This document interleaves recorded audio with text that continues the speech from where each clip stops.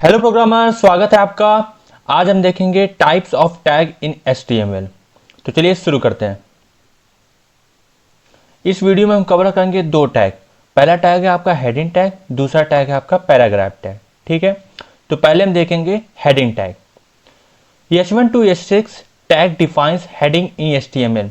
तो अगर हमें हेडिंग टैग को यूज करना है तो हम जनरली H1 to H6 ये 6 टैग्स का यूज करते हैं, मतलब अकॉर्डिंग टू साइज। देखिए यहां पर largest H1 main heading most important. ठीक है, तो जो H1 टैग होता है वो जनरली इंडिकेट करता है मोस्ट इंपॉर्टेंट, मतलब मेन हेडिंग को। ओके, और यहाँ पे देखिए स्मॉलेस्ट। स्मॉलेस्ट क्या है?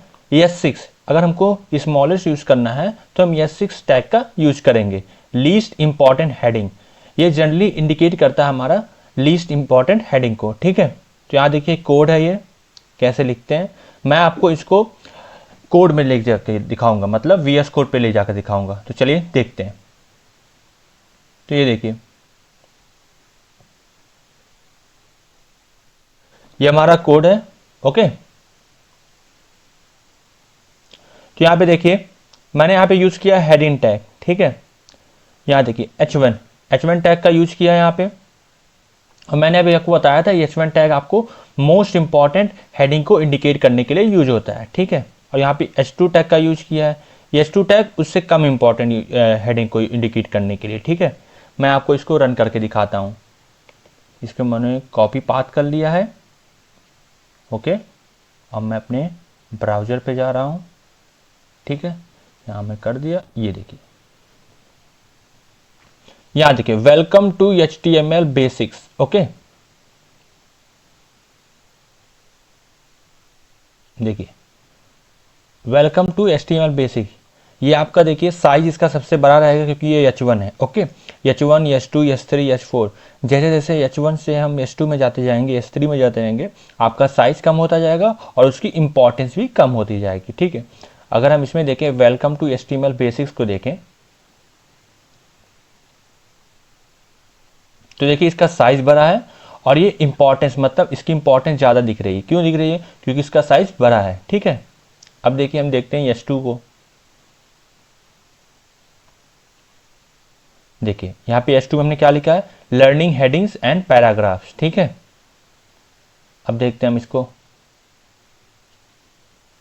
यहाँ देखिए लर्निंग हेडिंग्स एंड पैराग्राफ। अगर आप ध्यान दीजिए, इससे कंपेयर कीजिए, इसका साइज कम है और इसकी इंपॉर्टेंस भी कम है। इसकी इंपॉर्टेंस क्यों कम है? इसकी इंपॉर्टेंस इसलिए कम है क्योंकि इसका साइज कम है। ठीक है, ओके, चलिए ये देखिए नोट में देखिए अपना क्या लिखा है। Headings help structure content for readability. देखिए हम देखिए जैसे हम किसी वेबसाइट पे जाते हैं, ठीक है, तो इसमें जो टेक्स्ट आपका बड़ा साइज में लिखा रहता है उसकी इंपॉर्टेंस ऑटोमेटिकली बढ़ जाती है। क्योंकि जब भी यूजर जाएगा उस साइट पे तो सबसे पहले क्या देखेगा? सबसे पहले जो बड़ा वाला रहेगा टेक्स्ट उसी को देखेगा। ओके, और जिसका इंपॉर्टेंस कम रहेगा उसको बाद, मतलब उसको बाद में देखेगा। ठीक है, तो according to H1, H2, H3 इसकी इंपॉर्टेंस कम होने लगती है। ठीक है, हेडिंग टैग में। ठीक, और रीडेबिलिटी के लिए अच्छा क्यों होता है? रीडेबिलिटी के लिए इसलिए अच्छा होता है क्योंकि हम जैसे जैसे हम अपने यूजर को दिखाना चाहते हैं कि ये भाई इस टैग पे तुम इस टेस्ट पे ज़्यादा ध्यान दो और इस टेस्ट पे कम ध्यान दो, तो हम जनरली हेडिंग टैग का यूज करते हैं। ठीक है, HTML पैराग्राफ्स। अब हम देखेंगे HTML पैराग्राफ्स क्या है। उससे पहले मैं आपको एक चीज़ इन्फॉर्म करना चाहता हूँ। इस चैनल पे मैंने C लैंग्वेज को पढ़ाया है। ठीक है, तो आप जाके उसको भी पढ़िए। ठीक है, और उससे रिलेटेड सर्टिफिकेट जो कि अभी तक 10 लोगों ने उसको इनरोल कर लिया है और जिसकी प्राइस है 49 रुपीज़, ओनली 49 रुपीज़। ठीक है, तो मैं आपको लिंक दे दूंगा कमेंट में उस कोर्स का। ठीक है, तो जाइए आप उसको पढ़िए और सर्टिफिकेट को इनरोल करिए। ठीक है, तो अब देखते हैं HTML paragraph. The P tag defines a paragraph in HTML। जो P होता है ये जनरली हम पैराग्राफ को इंडिकेट करने के लिए, पैराग्राफ को यूज करने के लिए इसका यूज करते हैं। ठीक है, useful for grouping text and separating content blocks. तो हम जनरली इसमें क्या कर रहे हैं, जैसे हमें कोई टेस्ट है, कुछ टेस्ट है, ठीक है, बहुत सारे टेस्ट हैं। ठीक है, अगर हमें उसमें कुछ टेस्ट को अलग अलग लिखना है, मतलब अलग अलग इंडिकेट करना है, कि हमें इसमें अलग अलग से ऑपरेशन परफॉर्म करना पड़ेगा आगे से, और इसमें अलग से ऑपरेशन परफॉर्म करना पड़ेगा, तो पी टैग के थ्रू हम इसको सेपरेट कर देंगे, ठीक है, ताकि हम जो भी जैसे कलर करना रहेगा हमको, ठीक है, कलर है, अंडरलाइन है, बोल्ड कैरेक्टरिस्टिक है, ये सारे ऑपरेशन जब परफॉर्म करेंगे हमें किसी पर्टिकुलर पे परफॉर्म करना पड़ेगा, तो पी टैग क्या करता है ना, पी टैग आपको ग्रुपिंग बना देता है, टेस्ट के अलग अलग टेस्ट के ग्रुपिंग बना देता है, तो हमारे लिए ईजी हो जाता है उसको एक्सेस करना, ठीक है, ताकि हम कोई भी ऑपरेशन करना होगा तो उसमें आसानी से एक्सेस कर लेंगे, ठीक है। अब देखिए यहाँ पे example, this is a paragraph of text, मैं आपको इसको कोड में जाके दिखाऊंगा,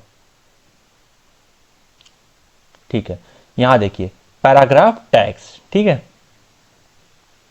यहाँ देखिए मैंने पैराग्राफ टैग का यूज करके ये लिखा है, HTML is the language of the web you can use, और यहाँ पे मैंने लिखा स्ट्रॉन्ग टैग, स्ट्रॉन्ग टैग को मैं बाद में आपको बताऊंगा, ठीक है, इसको to create titles and organise content, ठीक है।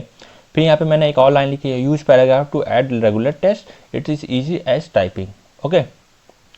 अब देखिए, अब मैं इसको आपको ब्राउजर पे जाके दिखाता हूँ, देखिए, तो ये क्या है, ये आपका एक अलग टेस्ट बन गया, ठीक है। इसकी ग्रुप जैसे हमको क्या था, हमको ये सारी चीज़ें लिखनी थी, ठीक है। अब हमारे बात ये थी ना कि इस पे अगर हमें आगे चल के जब हमने जब वेब पेज बनाएंगे, तो इस जहाँ पे मैंने ये सब हाईलाइट किया है, इस पर हमें अलग ऑपरेशन परफॉर्म करना पड़ेगा, मैंने हमें इसमें लिंक देना पड़ेगा, कुछ करना पड़ेगा, ठीक है। तो हमने इसका एक ग्रुपिंग बना दिया पी टैग यूज़ करके, ठीक है। इसी तरह हमें इसमें अलग से कुछ ऑपरेशन परफॉर्म करना पड़ेगा वेबसाइट पे, तो हमने क्या कर दिया, इसका एक अलग ग्रुपिंग बना दिया, ठीक है। तो पैराग्राफ टैग का यूज हम इसी तरह से करते हैं, ठीक है गाइस। अब यहाँ देखिए मोर एग्जाम्पल, यहाँ मैंने क्या किया, मोर एग्जाम्पल में मैंने इन दोनों को ऐड करके आपको कुछ और बताने की भी कोशिश की है, ठीक है। S3 टैग का यूज कर दिया यहाँ पे मैंने, S3 टैग का यूज देखिए यहाँ पे क्या लिखा है मैंने, example of an S3 heading, okay. यहाँ देखिए, अब आप यहाँ आइए, यहाँ देखिए example of an S3 heading, अभी आप देखिए S3 टैग है ये, okay, example of an S3 heading, ठीक है। और ये कौन सा टैग है, S2 और ये H1, मैं अभी आपको दिखाता हूँ कोड में भी, यहाँ देखिए,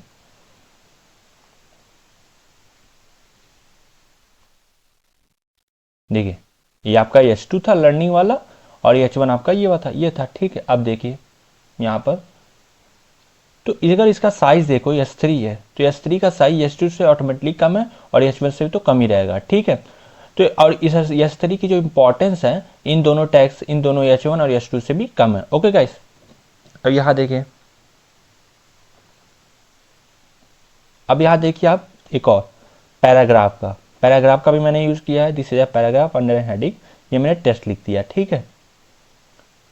तो यहाँ देखिए, यहाँ पे देखिए इसका भी एक टेस्ट का एक ग्रुपिंग बन गया जो कि डिफरेंट है, इसमें हमें अलग ऑपरेशन परफॉर्म कर सकते हैं जो भी हमें वेबसाइट के अकॉर्डिंग नीड होगी, ठीक है। इन दोनों से ये अलग है, ठीक है। चलिए,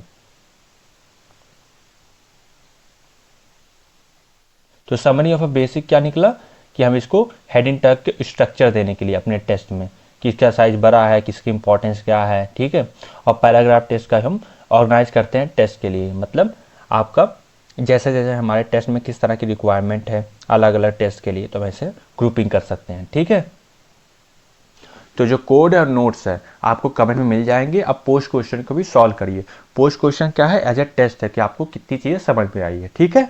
और वीडियो को लाइक कीजिए, शेयर कीजिए, और शेयर करने के बाद सब्सक्राइब कीजिए, और सब्सक्राइब करने के बाद नोटिफिकेशन बेल आइकन को जरूर दबाइए, और हर दिन में आपको नए वीडियोस मिलते रहेंगे। Thank you so much guys for watching this video.